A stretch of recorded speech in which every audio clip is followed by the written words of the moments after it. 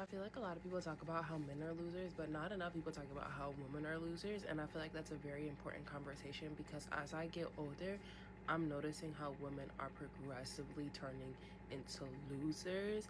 And a lot of them get away with it because I feel like a lot of people think that women can't be losers, and they absolutely can. I'm going to tell you the signs of how to recognize if your friend is becoming a loser because it's important that you separate yourselves from them because their loser will rub off on you and you have to get out of there immediately. First thing is if they're always comparing themselves to another woman, like especially if they're always comparing themselves to you, because it's one thing to be insecure, but it's another thing to be insecure and constantly taking it out on other people who have nothing to do with that. That's an inner problem, that's inner work they need to do.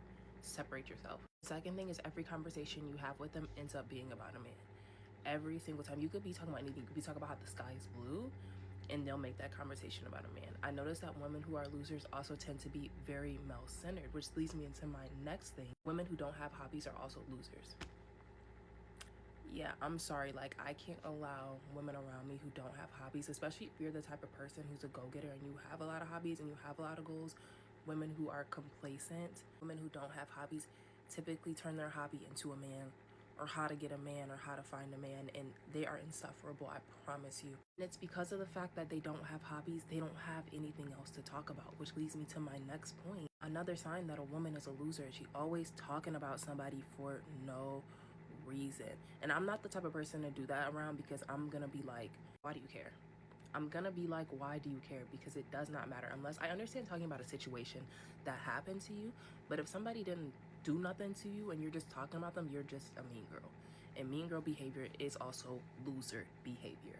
Another sign, which might be a hot take, is women who like celebrity worship or like are obsessed with celebrities, and it goes two ways. Like I notice it'll either be one way where they'll try to copy every single thing that they do and be so obsessed, and it's just like, where's your individuality, you know? It's the other side of the coin where I feel like women will get really parasocial with celebrities and like nitpick what they do. And like I said, I'm not the type of person to have that conversation about because I'm gonna be like, why do you care? For example, I had this one friend and I remember like it was around the time that Ice Spice like lost a bunch of weight, and she was like, I miss when Ice Spice was thick, I miss when she was big. And I just remember thinking like, what a strange thing to say. Because why does it matter what another woman does with her body? You're a loser and this is a loser ass conversation. I don't know what number I'm on, but another thing I noticed that women are losers is if they're really not disciplined and they won't follow through on anything that they say. And I feel like this goes along with what I previously said about not having hobbies. And I'm not the type of girl to do that around because especially too, it'll get tricky if you guys like the same things and you're doing the same things or talking about doing the same things and you start succeeding at those things and they don't.